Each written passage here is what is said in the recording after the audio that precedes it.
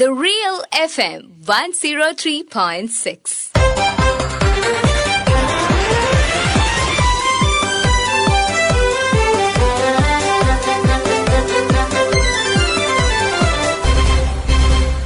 ശ്രദ്ധ. ജൈവ വൈവിധ്യം കൊണ്ടും പാരിസ്ഥിതിക പ്രാധാന്യം കൊണ്ടും ശ്രദ്ധേയമായ കോഴിക്കോട് നഗരമധ്യത്തിലെ ഒരിടമാണ് കോട്ടൂളി തണ്ണീർത്തടം. പലതരത്തിലുള്ള കണ്ടൽ ചെടികളും ഇവിടെ വളരുന്നുണ്ട്. കേരളത്തിൽ ഇതുൾപ്പെടെയുള്ള പല തണ്ണീർത്തടവും സ്വകാര്യ വ്യക്തികളുടെ കൈവശമാണ്. അതുകൊണ്ടുതന്നെ ഇതിൽ പലതും ഭൂമാഫിയ മണ്ണിട്ട് നികത്തുകയും കണ്ടൽ കാടുകൾ വ്യാപകമായി വെട്ടിനശിപ്പിക്കുകയും ചെയ്യുകയാണ്. ഇത്തരമൊരു സംഭവമാണ് കോഴിക്കോട് നഗരത്തിലെ സരോവരത്തിനടുത്ത് ഈയിടെ നടന്നത്. സംഭവത്തെക്കുറിച്ച് മാധ്യമപ്രവർത്തക എൻ സൗമ്യ. കോട്ടൂളി തണ്ണീർത്തടം എന്ന് പറയുന്നത് 288 ഏക്കറിലധികം വ്യാപിച്ച് കിടക്കുന്ന ഒരു സ്ഥലമാണ്. ഇവിടെ പലതരം കണ്ടലുകൾ, സസ്യജാലങ്ങൾ അങ്ങനെയൊക്കെ ഉണ്ട്. ഒരുപാട് സ്വകാര്യ ഭൂമിയും കൂട്ടത്തിലുണ്ട്. എല്ലാം സർക്കാർ ഭൂമി മാത്രമല്ല അവിടെയുള്ളത്. കഴിഞ്ഞ ദിവസം അവിടെയുള്ള ഒരു സ്വകാര്യ ഭൂമിയിൽ മണ്ണുമാന്തി യന്ത്രം കൊണ്ടുവന്നു. ഇവിടുത്തെ കണ്ടലുകൾ കുറച്ച് മുറിച്ചു മാറ്റി അവിടെയൊക്കെ മണ്ണിട്ട് ഒരു റോഡ് ഉണ്ടാക്കുന്ന രീതിയിലുള്ളൊരു നടപടി ഉണ്ടായി. അപ്പോൾ ആ ഭാഗത്തെ ജനങ്ങളൊക്കെ കൂടെ ഒത്തുകൂടി വാഴത്തിരുത്തി റെസിഡൻസ് അസോസിയേഷന്റെ നേതൃത്വത്തിൽ അവരവിടെ അതിനെതിരെ സമരമായിട്ട് രംഗത്ത് വന്നു. നവംബർ 21 അവിടെ ഈ സമരം തുടങ്ങുന്നത്. നവംബർ 21 മണ്ണുമാന്തി യന്ത്രം അവിടെ കൊണ്ടുവന്നത്. അതിനുശേഷമാണ് അവിടെ പ്രശ്നങ്ങൾ തുടങ്ങിയിട്ടുള്ളത്. 21 എത്തിച്ച മണ്ണുമാന്തി യന്ത്രം റവന്യൂ ഉദ്യോഗസ്ഥർ കസ്റ്റഡിയിലെടുത്തെങ്കിലും അത് ഇതുവരെയും അവിടെ നിന്ന് മാറ്റാൻ പറ്റിയിട്ടില്ല. അതിപ്പോഴും അവിടെ തന്നെ കിടക്കുന്നുണ്ട്. മണ്ണുമാന്തി യന്ത്രത്തിന് കേടാണ്, ആ ഭാഗത്ത് വെള്ളം കെട്ടിക്കുന്നുണ്ട്, അതിന്റെ ബുദ്ധിമുട്ടുണ്ട്, അങ്ങനെ പല പല കാരണങ്ങൾ പറഞ്ഞിട്ട് ഇപ്പോഴും അത് മാറ്റിയിട്ടില്ല. കസ്റ്റഡിയിലെടുത്തിട്ട് താലൂക്ക് ഓഫീസിലേക്ക് കൊണ്ടുപോകേണ്ടതാണ്. റവന്യൂ വകുപ്പ് എടുത്തതിനാൽ അത് ഇതുവരെ ഉണ്ടായിട്ടില്ല. അതേ സമയത്ത് അവിടെ പ്രതിഷേധങ്ങൾ തുടരുന്ന സമയത്ത് തന്നെയാണ് ഇപ്പൊ മർക്കസ് സ്കൂളിന്റെ പുറകിലുള്ള ഭാഗത്ത് 25 സെന്റ് തണ്ണീർത്തടം നികത്തിയതും കഴിഞ്ഞ ദിവസം കണ്ടെത്തി. അതിന്റെ തുടർച്ചയായിട്ട് ആ ചുറ്റുവട്ടത്തുള്ള ഓരോ ഭാഗങ്ങളിൽ പലതരത്തിൽ മണ്ണിട്ട് നികത്തുന്നത് ഈ ദിവസങ്ങളിലൊക്കെ ശ്രദ്ധയപ്പെട്ടിട്ട് നാട്ടുകാരൊക്കെ കൂടെ പ്രതിഷേധത്തിലാണ്. അതിൽ സരോവരം ബയോ പാർക്ക് പ്രകൃതി സംരക്ഷണ സമിതി എന്ന് പറഞ്ഞ് ഒരു കൂട്ടായ്മ ഉണ്ടാക്കിയിട്ട് അവരെല്ലാരും കൂടെ ഒന്നിച്ച് അതിനെതിരെ പോരാടിക്കൊണ്ടിരിക്കുകയാണ് ഇപ്പോൾ. തണ്ണീർത്തട സംരക്ഷണവുമായി ബന്ധപ്പെട്ട് നിയമങ്ങൾ പലതും നമ്മുടെ നാട്ടിലുണ്ടെങ്കിലും അതിൻ്റെ പ്രാധാന്യത്തെക്കുറിച്ച് പലരും ബോധവാന്മാരല്ല. ജില്ലാ ഫോറസ്റ്റ് ഓഫീസറായിരുന്ന ഒ ജയരാജൻ. കേരളത്തിലെ കണ്ടൽ വനങ്ങളെ പറ്റി ഇന്ന് വളരെയധികം വിവാദം ഉണ്ടാക്കിക്കൊണ്ടിരിക്കുന്നുണ്ട്. കാരണം ഏറ്റവും കൂടുതൽ നശീകരണം സംഭവിച്ചുകൊണ്ടിരിക്കുന്ന ഒരു ജൈവ അവസ്ഥയാണ് കണ്ടൽ വനങ്ങൾ.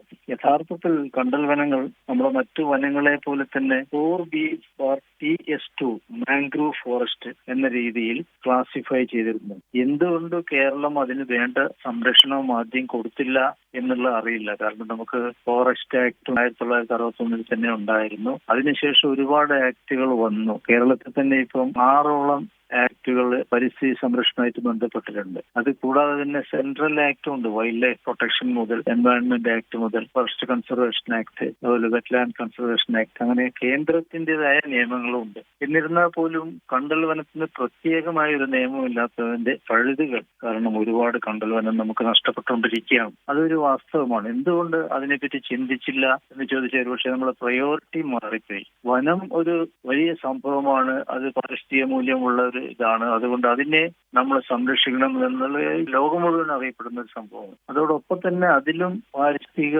സേവന മൂല്യങ്ങളുള്ള ചില ഇക്കോസിസ്റ്റംസ് ഉണ്ട്. അതിൽപ്പെട്ടതാണ് ഈ കണ്ടൽ വനങ്ങള്, ചതുപ്പുകള്, തണ്ണീർത്തടങ്ങള്, അഴിമുഖങ്ങൾ മുതലായവ. ഇപ്പോഴും ഒരു പോളിസി ഡിസിഷൻ അതിന്റെ ശരിയായ സംരക്ഷണത്തിന് വേണ്ടി ഇന്ത്യയിൽ ഒരിടത്തും എടുക്കുന്നില്ല എന്നുള്ളതാണ് ഏറ്റവും സങ്കടകരമായ കാര്യം. 2014 വരെ നമുക്ക് ഏതാണ്ട് 24 രാംസർ സൈറ്റ്സേ ഉണ്ടായിട്ടുള്ളൂ.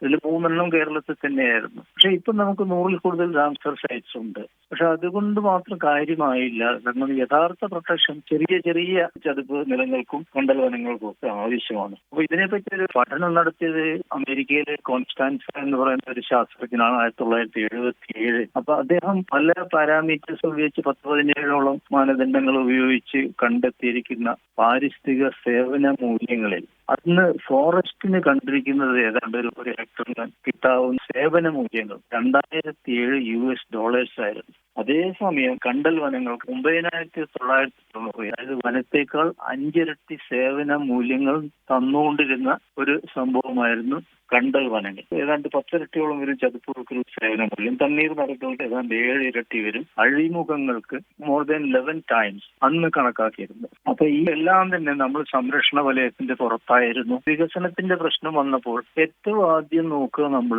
തണ്ണീർത്തടങ്ങളോ അല്ലെങ്കിൽ ചതുപ്പ് നിലങ്ങളാണ്. ഇന്ത്യയുടെ സർവേ ഓഫ് ഇന്ത്യ ഷീറ്റിൽ തന്നെ നേരത്തെയൊക്കെ ഉണ്ടായിരുന്നത് ഈ ചതുപ്പ് നിലങ്ങൾ അല്ലെങ്കിൽ വെറ്റ് ലാൻഡ്സ് എന്നൊക്കെ പറഞ്ഞിരുന്നത് വേസ്റ്റ് ലാൻഡ്സ് എന്നുള്ള രീതിയിലായിരുന്നു. കേരളത്തെ സംബന്ധിച്ചിടത്തോളം പറയാതിരിക്കുമ്പോൾ 2008 ഒരു വെറ്റ്ലാൻഡ് ആക്ട് വന്നിരുന്നു. അത് വലിയ ഗുണം ചെയ്തു. പക്ഷെ അതിനൊരു വലിയൊരു ശാപം ഉണ്ടായിരുന്നത് ആ ആക്ട് ഉണ്ടാക്കിയതിനു ശേഷം 4-5 വർഷം കഴിഞ്ഞിട്ടാണ് അതിന്റെ റൂൾസ് ഉണ്ടാക്കിയത്. അപ്പോഴേക്കും ആവശ്യത്തിൽ കൂടുതൽ ഡാമേജ് ഉണ്ടാക്കി കഴിഞ്ഞിരുന്നു. നമ്മൾ ഇത്തരം കാര്യത്തിൽ പരിസ്ഥിതി നിയമങ്ങൾ ഉണ്ടാക്കുമ്പോൾ അതിനോടൊപ്പം തന്നെ ചട്ടങ്ങൾ ഉണ്ടാക്കിയിട്ടില്ലെങ്കിൽ ഇത്തരത്തിലുള്ള വലിയ വലിയ നഷ്ടങ്ങൾ നമുക്കുണ്ടായി. കണ്ടൽ ചെടികളുടെ പ്രാധാന്യത്തെക്കുറിച്ച് Kadalundi Vallikkunnu community reserve chairman P Sivadasan.